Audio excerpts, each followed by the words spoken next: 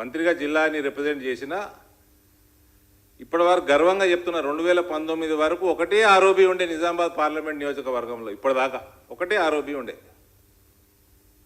ఇవాళ కొత్తగా 7 రావడం జరిగింది. ఒకటి ఇనాగరేషన్ కూడా అయిపోయినాయి, 2 రెడీగా ఉన్నాయి, ఇంకా 4 వివిధ స్థాయిలో ఉన్నాయి, ఇంకా కనీసం 3 చేపిస్తాం. కాబట్టి నరేంద్ర మోదీ గారి ప్రభుత్వానికి నవోదయాలు కానివ్వండి, కేంద్రీయ విద్యాలయాలు కానివ్వండి, ఆరోపీలు కానివ్వండి, ఈ జక్రాన్పల్లి ఎయిర్పోర్ట్ విషయంలో కానివ్వండి ఆయన ధన్యవాదాలు తెలియజేస్తూ రాష్ట్ర ప్రభుత్వం జక్రాన్పల్లి ఎయిర్పోర్టు తొందరగా ప్రారంభమయ్యేటట్టు వీళ్ళు చేయాల్సిన కార్యక్రమాలు తొందరగా చేయాలని మేము డిమాండ్ చేస్తూ ఉన్నాము. ప్లస్ కేంద్రం నుంచి వచ్చిన నిధులు డైవర్ట్ చేయకుండా కాంట్రాక్టర్లకి ఇమీడియట్గా పేమెంట్స్ అప్డేట్ చేయాలని కూడా డిమాండ్ చేస్తూ ఉన్నాం.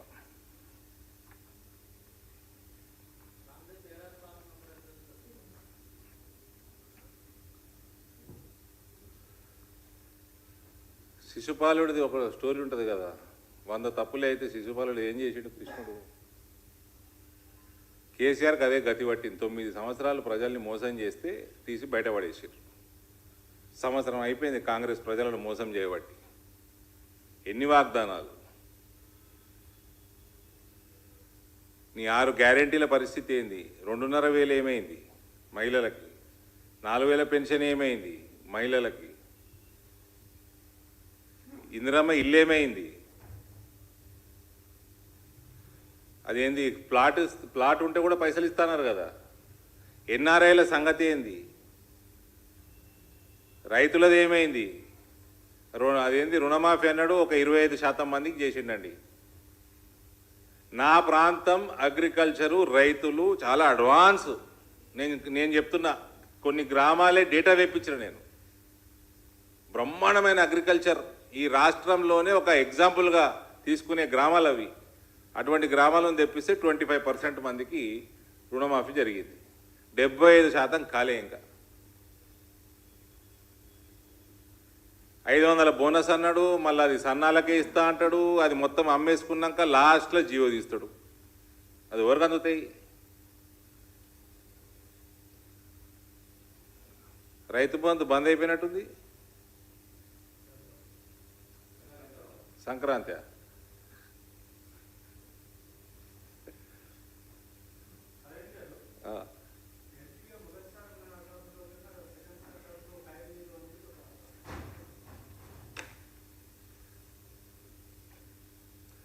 అరవింద్కి ఎప్పుడు ఏ గేర్లో బండి నడపాలనో బాగా తెలుసు. గేరు మార్చడం నా చేతిలోనే పని. సమయం సందర్భం వచ్చినప్పుడు గేరు మారుతుంది. There is no doubt.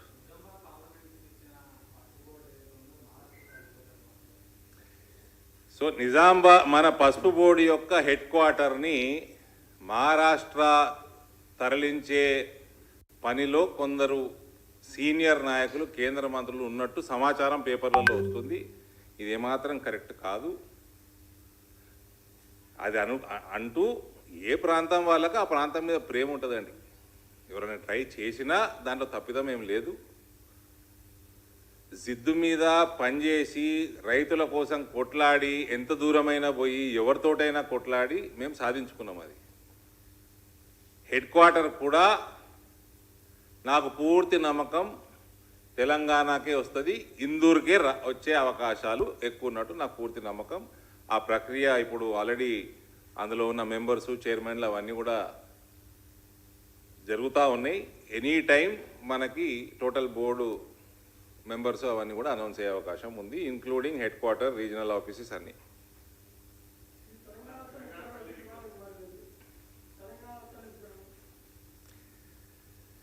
ఇప్పుడు ఇటువంటి రాజకీయాలు కొంచెం దురదృష్టకరం.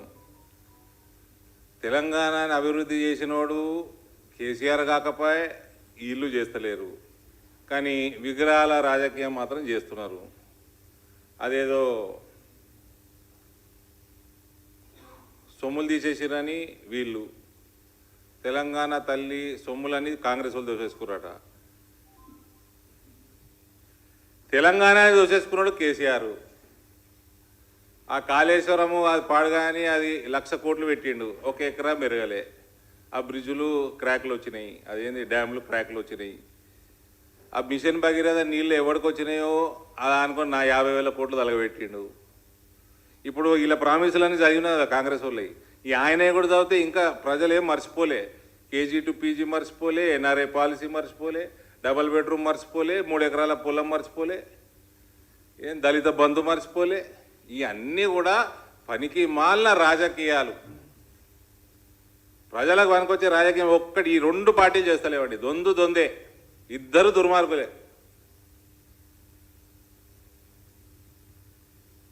ఆయన వేస్ట్ ఫెలో, పెద్ద ద్రోహి, తెలంగాణ ద్రోహి.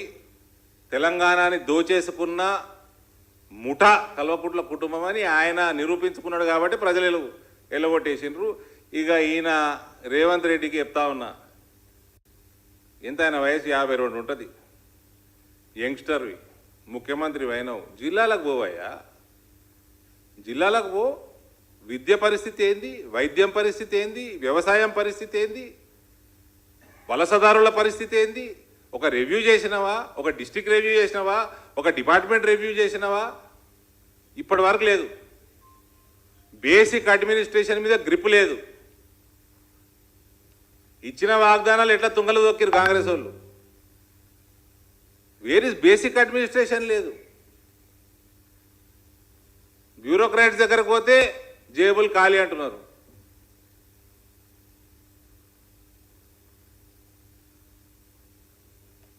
ఈయన సిస్టమ్ని మళ్ళా దారిలో పెడతాం అనుకుంటే ఏదో హైడ్రా పుటకం పుట్టించాడు.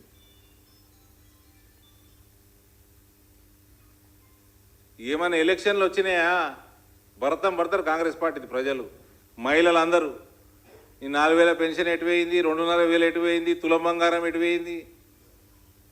అదే పాత దిక్కుమాల బస్సులలో ఎన్నిసార్లు ఎక్కాలి? కొత్త బస్సులను పెట్టి ఏసీకి ఏసీని తిప్పుతాడేమనుకుంటే అది లేదు. పాత దిక్కుమాల బస్సులు ఉన్నాయి అన్నీ. వాన్ తలపండు వాళ్ళగా అని కేసీఆర్ నిలగొట్టిండ్రు. ఇప్పుడు అదే పరిస్థితికి రేవంత్ వస్తున్నాడు. అన్నీ మోసాలే. రైతులు, మహిళలు నీ సంగతి చెప్తారు కాంగ్రెస్ పార్టీది ఏదైనా ఎలక్షన్ వస్తే.